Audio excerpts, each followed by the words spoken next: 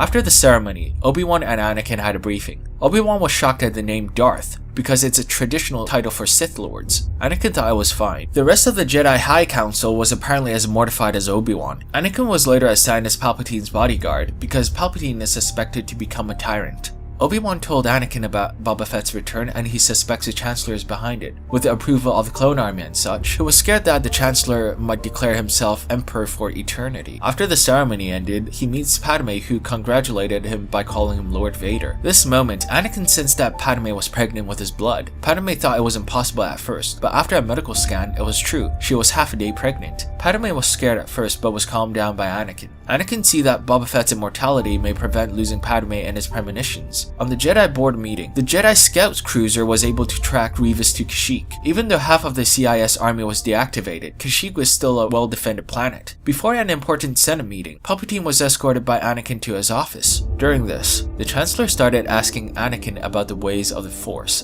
the Jedi ways.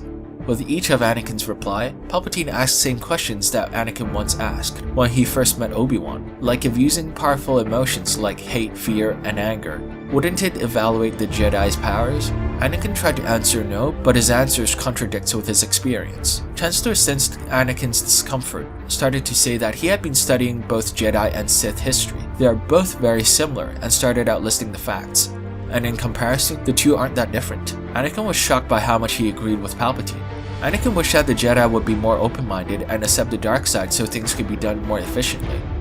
It's a time of war. Traditional customs have to be sacrificed.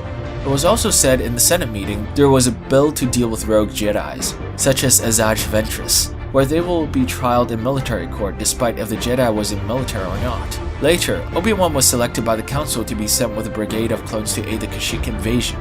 His priority was to capture Grievous along with the Jedi Scouts. Padme was selected as the Space Fleet General to aid Commander Cody on the Kashyyyk invasion. Anakin can't go with him because of the Chancellor's highest order to be his bodyguard, but we see him acting as Consultant General on several fronts through holograms to aid a bunch of generals scattered across the galaxy. Anakin was usually seen communicating with Obi-Wan over the Battle of Kashyyyk, and he works for Obi-Wan a lot. Anakin is a brilliant strategist. He always recommends turning the powers of the enemies against themselves, like capturing enemy artilleries rather than destroying them. On Obi-Wan's Star Destroyer, there was a small briefing that ARC troopers are to free Republic prisoners. Obi-Wan's next target was to engage General Grievous. Catching him will put an end to the Separatist military.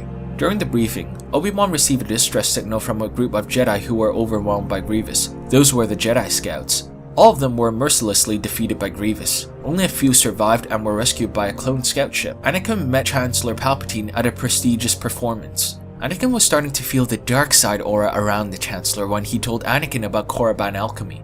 He explained to Anakin that one person's life energy could be converted into others' healing powers and lengthen life. So imagine, if you will, if someone who is healthy and filled with life but turned depressed and suicidal, while another person who wants to live but is on a deathbed. Korriban alchemy can transfer life energy from that suicidal person to the dying person who wants to live. Anakin was intrigued by this, but it felt too much related to the dark side.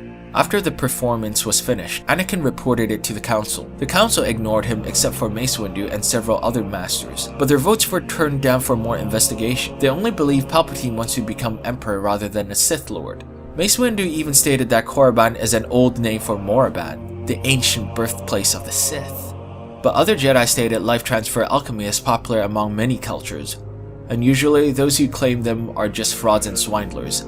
On a Separatist control ship above Kashyyyk, Grievous instructed all the Separatist leaders to return to the planets they are governing to await for orders.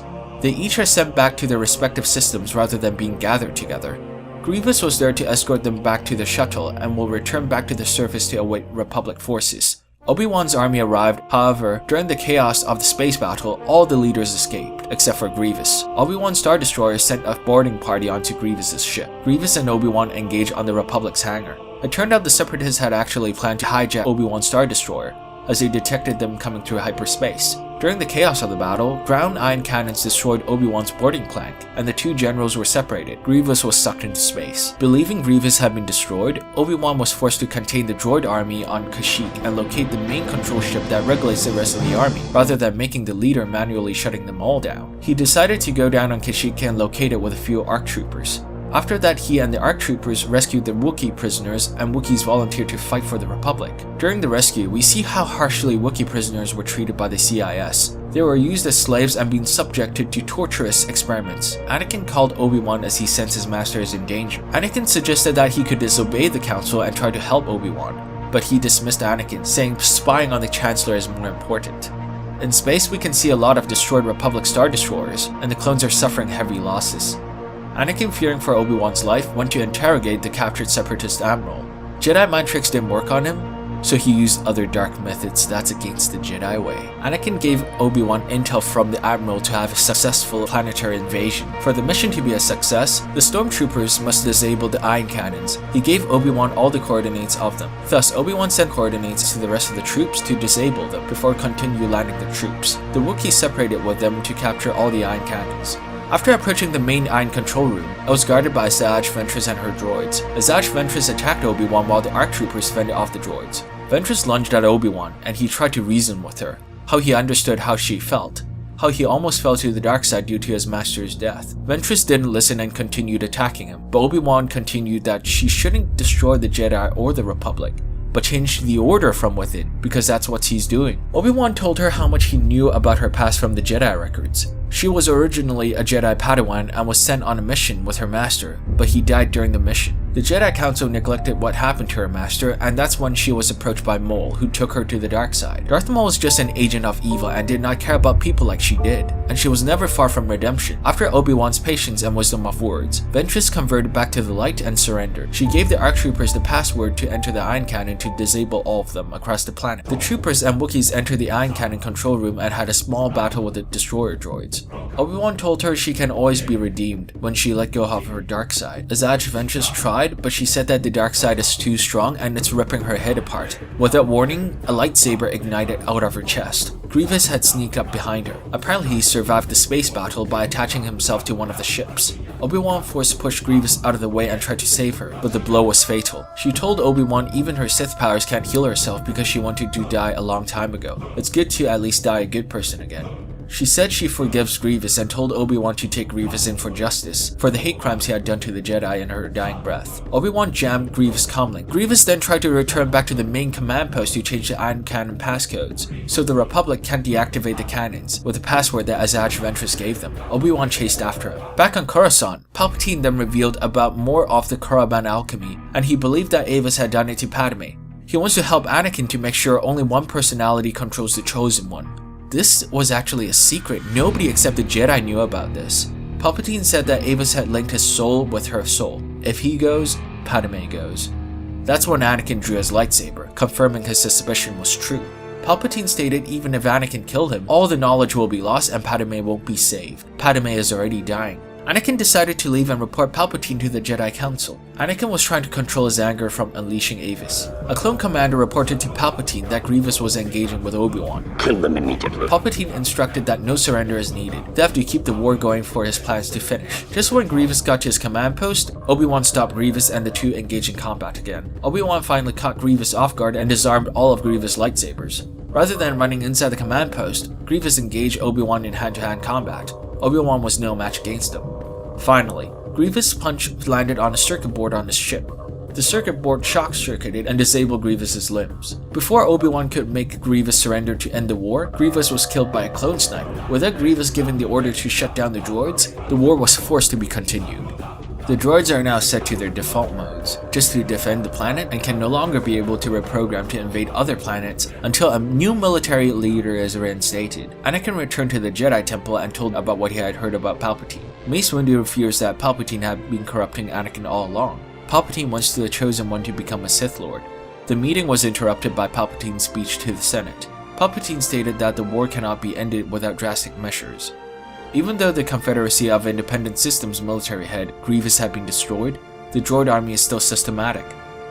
A few senators demanded to vote more powers for Palpatine in order for the war to end faster, and they were cheered on by others.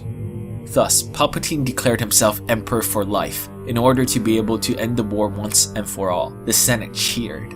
Some senators called a vote of confidence right after Palpatine declared himself as Emperor. Senate guards were seen taking those senators away for conspiring against the Senate, and they were jeered at. The Jedi Order will now be reorganized as the League of Dark Jedi or Dark Side Adept, an order of Force-sensitive beings that take orders from the Emperor to do biddings. If any remaining Jedi refuse to convert, that is treason and shall be executed without trial. The Senate cheered even harder. The Jedi High Council decided that they should stay behind and guard the temple to prevent any invasions, and are calling all Jedi to return to protect. Mace Windu sensed a great disturbance in Anakin that Avis is struggling to get out. Mace told him to use the meditation techniques he was taught earlier to calm himself down. Mace and the 3 Jedi Master decided to take matters to their own hands and arrest Palpatine, despite other members told them not to stay as they are needed to defend the temple. I'd like to give a shout out to all these wonderful people who took photos of their awesome collection of Star Wars figures in this video. Check out their accounts on DeviantArt on the links here, they are amazing people. If you like it, give it a thumbs up, favorite, and share this video. Click to view the next part.